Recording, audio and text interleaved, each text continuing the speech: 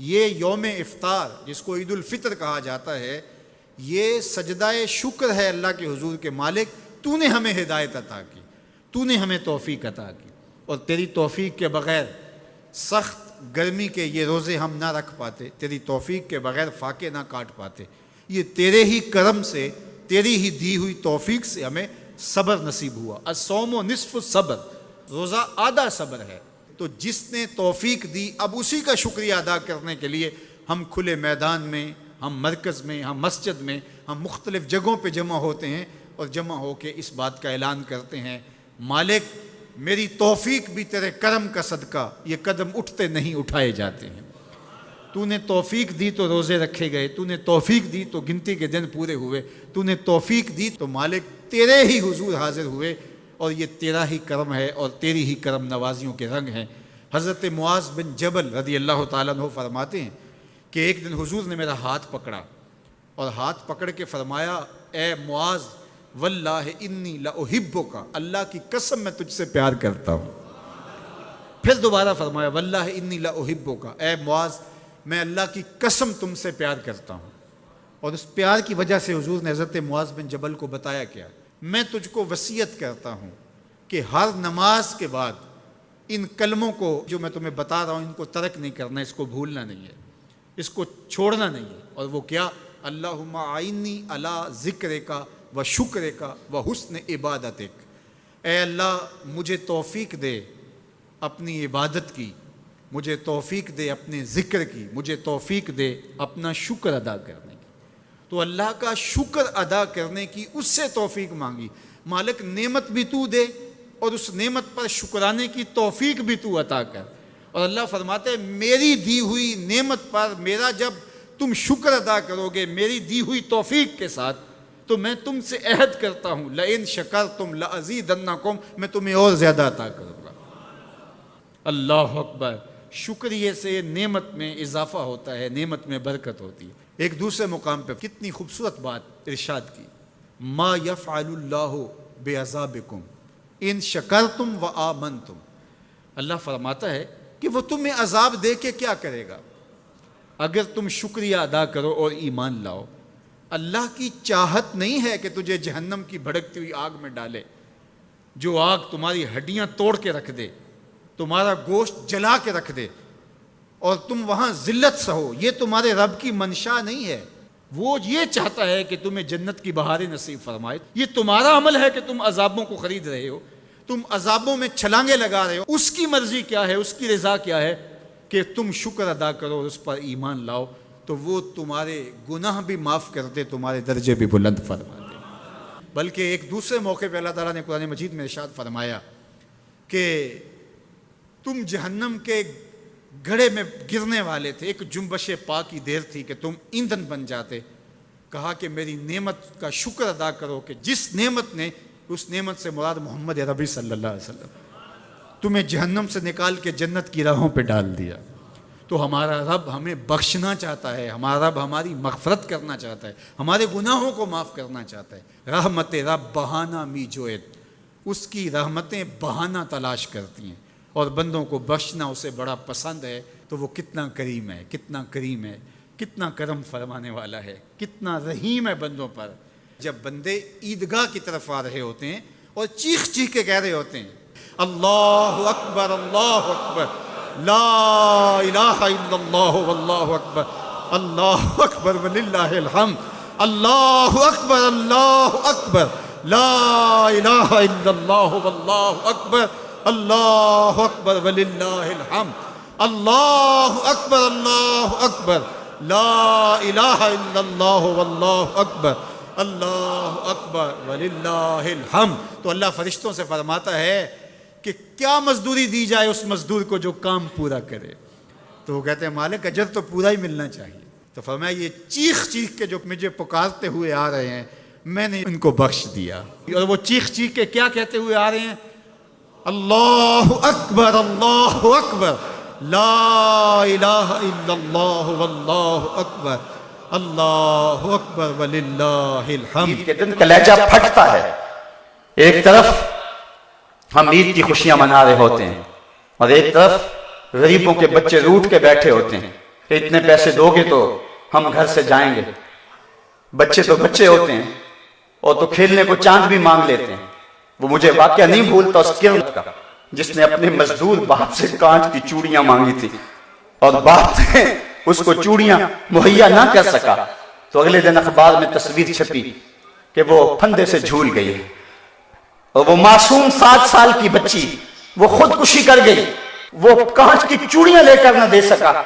خودکشی بڑی بری بات ہے لیکن اس پہلو پہ غور کرو کہ اس کا باپ اس کی ننھی سی آرزو پوری نہ کر سکا. اس کی ماں کا کلیجہ کتنا پھٹتا ہوگا کہ نہیں ہوگا.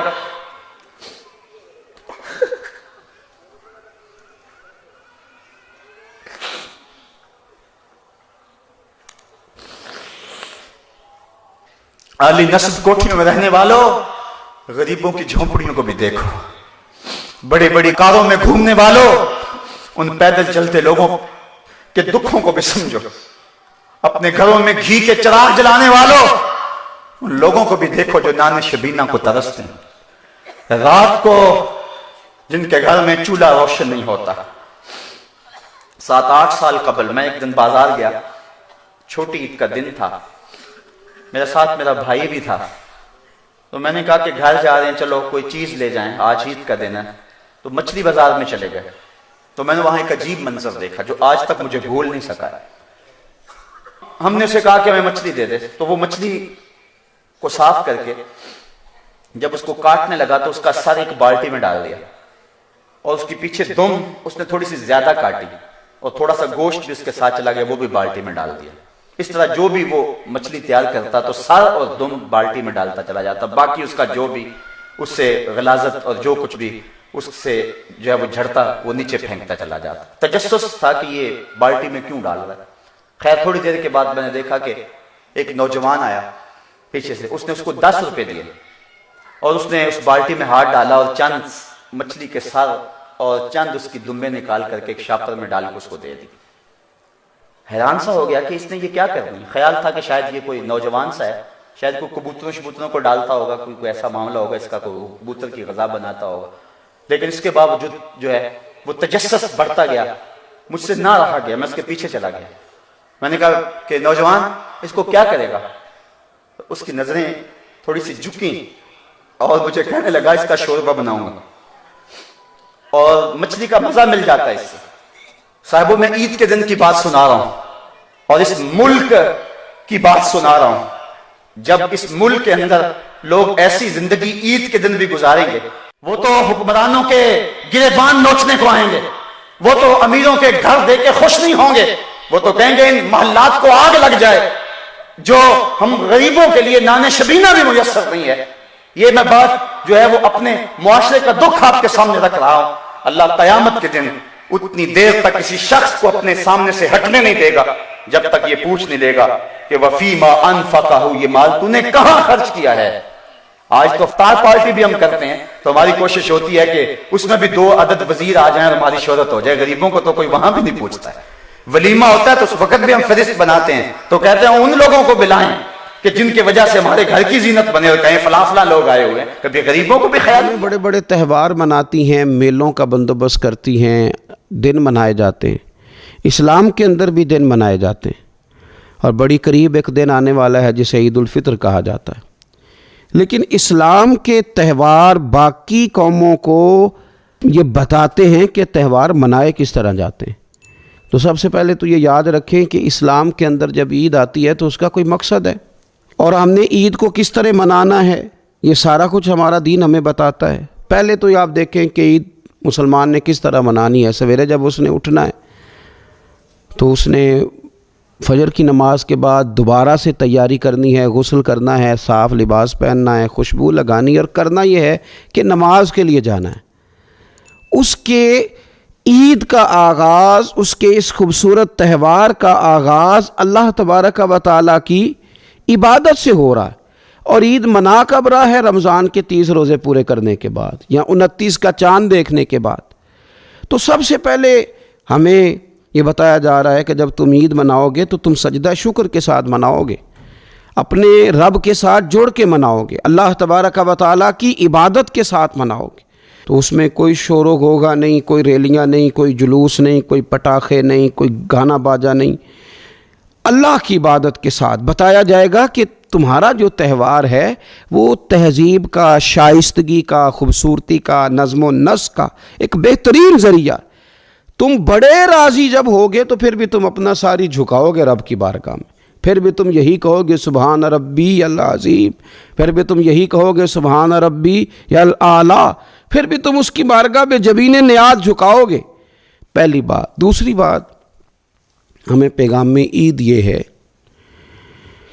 کہ یہ جو تمہارے پاس عید کا دن آیا ہے یہ اجتماعیت کا دن ہے. آپ جب صف میں کھڑے ہوں گے نماز عید کے لیے تو کیا امیروں کی صفیں علیحدہ ہوں گی؟ غریبوں کی الگ ہوں گی؟ کیا پڑھے لکھوں کی الگ ہوں گی اور ان پڑھ لوگوں کی الگ ہوں گی؟ کیا قبیلوں کی الگ ہوں گی اور دوسرے قبیلے کی الگ ہوں گی؟ ایسا نہیں. ایک ہی صف میں کھڑے ہو گئے محمود و یاز. نہ کوئی بندہ رہا نہ کوئی بندہ نواز. صاحب و محتاج و غنی ایک ہوئے اور تیری سرکار میں پہنچے تو سبھی ایک ہوئے. اجتماعیت کا اظہار ہے، اجتماعیت کا. عید کا پیغام اجتماعیت کا اظہار. اور پھر نماز عید ختم ہوئی تو سب نے ایک دوسرے کو گلے لگایا.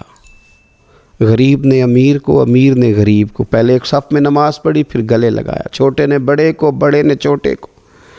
سب ایک دوسرے کے ساتھ محبت کا رشتہ قائم رکھنے لگے. تو عید نے دوسرا پیغام اجتماعیت کا دیا کہ تم اللہ تبارک و تعالیٰ کی توحید کے نام پر، تم رسول پاک صلی اللہ تعالیٰ علیہ وسلم کی غلامی کے نام پر ایک ہو. ایک ہزاروں قومیں وجود میں آئیں دہر میں خشک و تر کے رشتے سے، پر ہم نے بنیاد دوستی رکھی یاد خیر البشر کے رشتے سے. اور اقبال کہنے لگے اپنی ملت پر قیاس اقوام مغرب سے نہ کر، خاص ہے ترکیب میں قوم رسول ہاشمی. یہ جو نماز پڑھ رہے ہیں اور بعد میں گلے مل رہے ہیں ان کا ایک ہی تعارف ہے کہ یہ رسول ہاشمی کی قوم ہے. یہ تعارف اجتماعیت کا درس، پیار کا درس، مساوات کا درس، چھوٹے بڑے کے فرق کو ختم کرنے کا درس، امیر غریب کی تفریق مٹانے کا درس، اس کا نام عید ہے. تیسری بات، آپ یہ دیکھیں کہ کوئی بھی ہمارا موقع ہے نا تو اسلام نے اس پر کچھ تعلیمات دی ہیں. اگر آپ کو اللہ بیٹا دیتا ہے، بیٹی دیتا ہے تو اس کا عقیقہ کرنا ہے، دوسروں کو کھانا کھلانا ہے. اگر اللہ نے شادی کا موقع دیا تو سنت ہے ولیمہ کرنا ہے، لوگوں کو کھانا کھلانا ہے. اگر بڑی عید کا موقع آیا ہے تو قربانی رکھ دی گئی ہے. آپ گوشت کریں گے، اس کا ایک حصہ رشتہ داروں کو دیں گے، ایک حصہ غریب نادار لوگوں کو دیں گے. اور عید کا موقع آیا تو صدقہ فطر رکھ دیا گیا چھوٹی عید پہ. اور صاحب نصاب پر زکوٰۃ بھی فرض کر دی گئی جو بالعموم رمضان میں ہی دی جاتی ہے. رمضان میں زیادہ تر مسلمان دینے کی کوشش کرتے ہیں. تو اس سے کیا ہوتا ہے کہ انسان اپنی خوشیاں دوسروں کے ساتھ بھی جوڑتا ہے. وہ اکیلے خوشی نہیں منا رہا، وہ دوسروں کے ساتھ اپنی خوشیوں کو جوڑ رہا ہے، غریب کو کھانا کھلا رہا ہے. اور نبی پاک صلی اللہ علیہ وسلم نے فرمایا وہ دعوت بڑی ملعون ہے، وہ بڑی لعنت والی دعوت ہے کہ کسی نے دعوت پکائی اور صرف امیروں کو دعوت دی جائے، غریبوں کو نہ دی جائے. سیاسی افطاریاں کرائی جائیں اور ولیمے پہ بھی اگر اپنے بیٹے کے بلایا جائے تو امیر لوگوں کو، سیاسی لوگوں کو، بڑے لوگوں کو دعوت دی جائے. دعوت تو خیر والی وہ ہے جس میں چھوٹا بڑا امیر غریب سب شریک ہو. تو عید کے موقع پر بھی یہ ضروری تو نہیں کہ ہم 6 جوڑے ہی بنوائیں، 3 جوڑوں سے بھی گزارا ہو سکتا ہے. اس طرف بھی تھوڑی توجہ کر لیں کہ جس گھر کے اندر 1 جوڑا بھی خریدنا مشکل ہے. یہ کوئی ضروری تو نہیں کہ 10 جوڑے ہی خریدے جائیں، 2 پہ بھی گزارا ہو سکتا ہے. 3 جوتے لینے کی بجائے 1 سے بھی عید گزر جاتی ہے. لیکن تھوڑی سی توجہ اگر غرباء کی طرف بھی کر لی جائے، مساکین کی طرف. یہ کل پرسوں خبر آ رہی ہے کہ ہمارے پنجاب میں ایک ایسا شہر بھی ہے جس میں باپ نے صرف اس لیے اپنے بچے نہر میں پھینک دیے ہیں کہ انہوں نے عید کے لیے کپڑے مانگے تھے. اس قسم کی داستانیں جس قوم کے اندر موجود ہوں تو وہ قوم پھر کسی کا خیال ہی نہ کرے، وہ سارا مال اپنے اوپر ہی خرچ کرنا چاہے، اسے احساس ہی پیدا نہ ہو کہ کسی اور کو بھی ضرورت ہے. تو عید ہمیں موقع دیتی ہے. بزرگوں نے لکھا ہے کہ یہ جو عید پہ کہا گیا نا کہ ایک رستے جاؤ اور دوسرے رستے سے واپس آؤ، تو اس میں بھی شاید ایک حکمت ہمیں یہ بھی نظر آتی ہے کہ کئی دفعہ ایک گلی سے گزرے تو گزرتے وقت خیال آتا ہے کہ یار یہ گھر ایسا ہے دیکھ کے پتہ چلتا ہے کہ جو غریب ہے مجھے تھوڑا ان کا خیال رکھنا چاہیے. پھر دوسری سائڈ سے واپس آؤ, شاید تمہیں گھر بیٹھے یاد نہ آئے اور مکان دیکھ کے تمہیں سمجھ آ جائے کہ یہاں تو شاید روٹی بھی وقت پہ نہ پکتی ہو, اتنے غریب ہیں. تو اسلام نے ہر چیز میں حکمت رکھی, اور صرف عید کے موقع پہ نہیں, مستقل آپ غربا کے, مساکین کے سرپرست بننے کی, معاون بننے کی کوشش کریں, رسمی طور پر نہیں. پچھلے سال نا عید گزری تو مجھے ایک دوست نے ایک پنجابی کا شعر بھیجا. اس نے کہا حضرت جی اس کو ذرا ضرور پڑھیں. تو شعر بڑا انوکھا تھا. وہ شعر کیا تھا؟ اور راشن ونڈن والے لوکو, او راشن ونڈن والے لوکو, او عیدوں بعد بھی بھوک لگ دیجئے. عید کے بعد بھول ہی گئے تم. مستقل بنیادوں پر کوشش کریں کہ آپ معاون بنیں, غربا کے, مساکین کے, یتیموں کے, ان لوگوں کی مدد کریں. حضرت بشیر بن عقبہ رضی اللہ تعالیٰ عنہ فرماتے ہیں کہ میرے والد جنگ احد میں شہید ہو گئے تھے اور میں ایک کونے میں کھڑا رو رہا تھا. تو نبی پاک صلی اللہ تعالیٰ علیہ وسلم نے مجھے دلاسا بھی دیا, دست شفقت بھی رکھا. تو میں نے کہا حضور میرے والد چلے گئے تو کیا بنے گا؟ تو کیا انداز حضور نے اختیار کیا اور کیا انہیں عظیم نسبتوں سے نواز دیا. حضور فرمانے لگے اے بشیر بن عقبہ تو پسند نہیں کرتا کہ فاطمہ تیری بہن بن جائے, عائشہ تیری ماں بن جائے اور محمد تیرے والد بن جائیں صلی اللہ تعالیٰ علیہ وسلم. مستقل تجھے رشتے نہ دے دیے جائیں, مستقل ہی تجھے سہارا نہ دے دیا جائے, مستقل بنیادوں پر ہی تیرا خیال نہ رکھا جائے. تو عید پر, رمضان میں بالعموم اور عید کے بعد بھی کوشش فرمائیں کہ آپ مستقل بنیادوں پر غربا اور مساکین کا خیال کریں. اللہ تبارک و تعالی ہمیں عید کے پیغام کو بھی سمجھنے کی توفیق عطا فرمائے. آخر دعوا یعنی الحمدللہ. اللہ تعالیٰ علیہ وآلہ وسلم کو نا جو چیز بڑی پسند ہے وہ ایثار ہے. اپنے منہ کا نوالا نکال کے کسی کو دے دینا, یہ حضور کو بڑا ہی پسند ہے. قربانی کرنا, ایثار کرنا, ضرورت ہوتے ہوئے کسی کی مدد کرنا. قرآن مجید آپ پڑھیں نا تو صحابہ کی تعریف قرآن نے بیان کی. فرمایا وَيُؤْثِرُونَ عَلَىٰ أَنفُسِهِمْ وَلَوْ كَانَ بِهِمْ خَصَاصَةٌ. فرمایا وہ دوسروں پر اثار کر دیتے ہیں چاہے انہیں کتنی ہی ضرورت کیوں نہ ہو. عید قریب آ گئی, باوجود پابندیوں کے بازاروں میں رش بڑھ گیا. ہم تو سن رہے تھے کہ لوگوں کا کاروبار بند ہے, پر پتہ نہیں لوگ اتنی خریداری کرنے کیسے پہنچ گئے. لیکن کچھ لوگ ایسے بھی ہیں جن سے میں نے دبے لفظوں میں پوچھا کہ سوٹ سلوا لیا ہے, تو انہوں نے جب یہ کہا نا کہ دکانیں ہی نہیں صحیح طریقے سے کھلی, تو وہ نا ان کی جھکی جھکی آنکھیں بتاتی تھیں کہ دکان پہ جانے کے پیسے کوئی نہیں پاس. ایک شاعر تھا تو وہ کہتا ہے کہ میں کھلونوں کی دکان کے پاس سے گزرا, میں بھی ساتھ تھا, میرا بیٹا بھی اور میرا پوتا بھی. تو میرا پوتا ضد کرنے لگا کہ کھلونا لینا ہے, تو میرے بیٹے نے بڑا سمجھایا نہیں لینا, پر بچے نے ضد نہیں چھوڑی. باپ نے مارا بھی, ڈانٹا بھی, پر اس نے کہا نہیں میں نے کھلونا لینا ہے. تو جب میرا بیٹا نہیں مان رہا تھا تو میں نے پھر اس کو کہا, میں مثال دے رہا ہوں, پس منظر کچھ یوں بنا ہوگا. اس نے کہا کہ تم کھلونے کی دکانوں کے پاس سے کیوں گزرے؟ یہ بچے کی ضد ہے, یہ سمجھوتا نہیں کرتی. یہ بچوں کی ضد ہے, یہ سمجھوتا. اور وہ آج بھی دوپہر میں بچوں کو سلا دیتی ہے اس ڈر سے کہ گلی میں پھر کہیں کھلونے بیچنے والا نہ آ جائے. صرف میری گزارش اتنی ہے کہ 3 جوڑے بنوانے والا 1 بنوا لے, اور تھوڑا تھوڑا نا ایثار کا جذبہ, غریبوں کا عید پر خصوصی خیال. امیروں نے سارا مہینہ گوشت کھایا ہے اور بڑا دب کے کھایا ہے. جو نبی پاک کی امت سے پیار کرے نا, رسول پاک اس سے بڑا پیار کرتے ہیں. اس طرح کرنا, عید پہ گوشت کا آرڈر دینا, لیکن ایک دن اپنے گھر پکا لینا اور کوشش کرنا کہ دائیں بائیں جہاں گوشت نہیں نہ جاتا تھوڑا تھوڑا وہاں بھی صرف چھوٹے چھوٹے خرچے اپنے کم کر کے, تو وہ پھر بھی جیب میں نہیں رکھنے, وہ تھوڑا سا نا اظہار اس عید پہ بڑا ضروری ہو گیا ہے.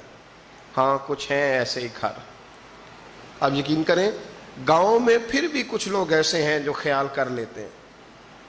شہروں میں چونکہ ہم ایک دوسرے کا حال بھی نہیں پوچھتے, آج بھی گاؤں میں کچھ کچے مکانوں والے اپنے ہمسائے کے گھر فاقہ نہیں ہونے دیتے.